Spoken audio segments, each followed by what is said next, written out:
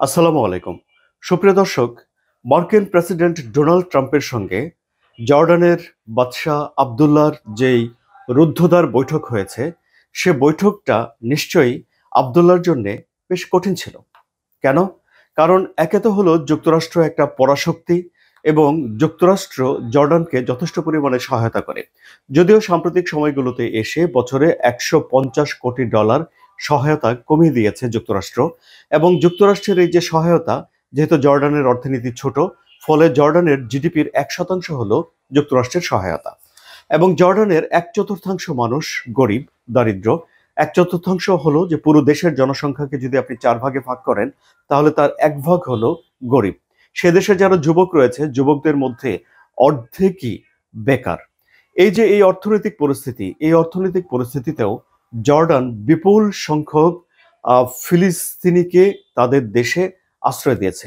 জাতিসংঘের একটি সংস্থার হিসাব অনুযায়ী এই সংখ্যা 20 লাখেরও বেশি। এবং এটি যে সাম্প্রতিক সময় যে আশ্রয় দিয়েছে তা নয়, এটি অনেক আগে থেকেই ফিলিস্তিনিরা জর্ডানে গিয়ে আশ্রয় নিয়েছে। যেমন ধরুন 1948 সালে এখন যেই জমিটা ইসরায়েল হিসাবে পরিচিত, সেখানে ফিলিস্তিনিরা বসবাস করত, এবং সেখানে যখন ইসরায়েলের লোকজন গিয়ে বসতি গড়ে, তখন ফিলিস্তিনিরা সেই এলাকা থেকে পালিয়ে যায় বা তাদেরকে বের করে দেওয়া হয়। তখন মোট 7.5 লাখ মানুষ ওই এলাকা ছেড়েছিল, যাদের অনেকেই জর্ডানে গিয়ে আশ্রয় নিয়েছিলেন। 1967 সালে যখন ইসরায়েলের সঙ্গে আরবদের একটা যুদ্ধ লাগে, তখন 3 লাখ মানুষকে জর্ডান আশ্রয় দিয়েছে। এই যে এত বেশি মানুষকে আশ্রয় দিয়ে জর্ডান নিজেই ভারাক্রান্ত, এই পরিস্থিতিতে এখন ডোনাল্ড ট্রাম্প বলছেন যে গাজার যে বাসিন্দা 18 লাখ বা 20 লাখ মানুষ, তাদের বেশ কিছু মানুষকে জর্ডানকে গ্রহণ করতে হবে, বাকি কিছুকে মিশরকে গ্রহণ করতে হবে। কেন? কারণ ডোনাল্ড ট্রাম্প গাজার এই এলাকাটিকে খালি করে ফেলতে চান, এবং সেখানে তিনি ভবন নির্মাণ করতে চান। সেটি মধ্যপ্রাচ্যের একটা সমুদ্র সৈকত হিসেবে, একটা নয়নাভিরাম জায়গা হিসেবে গড়ে তুলতে চান, যেখানে বিশ্বের বিভিন্ন মানুষ গিয়ে সেখানে বসবাস করবে। কি উদ্দেশ্য? কেন তিনি এই কাজটি করতে চান?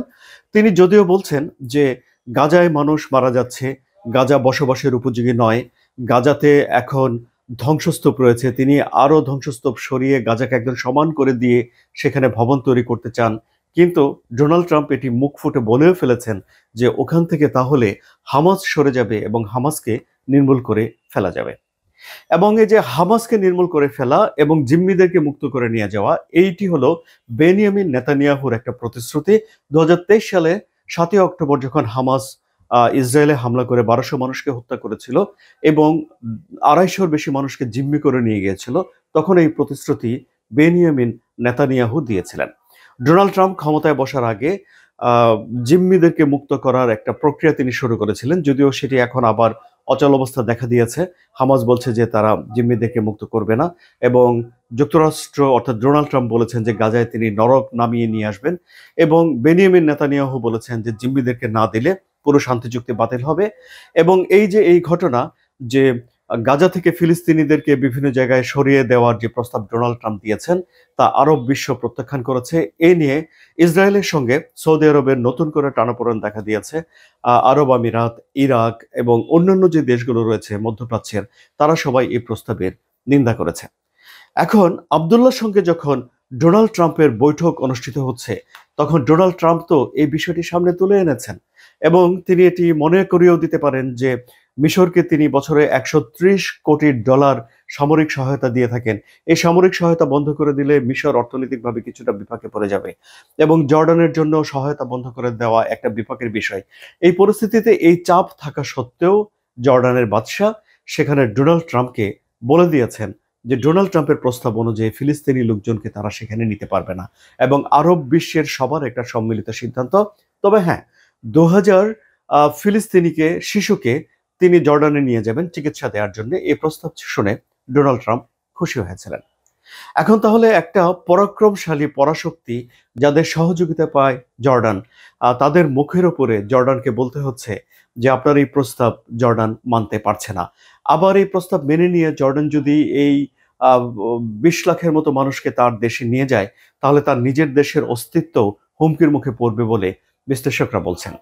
এখন ডোনাল্ড ট্রাম্প এই যে গাজা থেকে শরণার্থীদেরকে সরিয়ে দিয়ে ওখানে একটা অবকাশ যাপন কেন্দ্রের মতো তৈরি করতে চান বলে যে কথা বলা হয়েছে, যা তার মেয়ের জামাই মিস্টার কুশনার বলেছিলেন কিছুদিন আগে যে এই জায়গা অনেক দামি।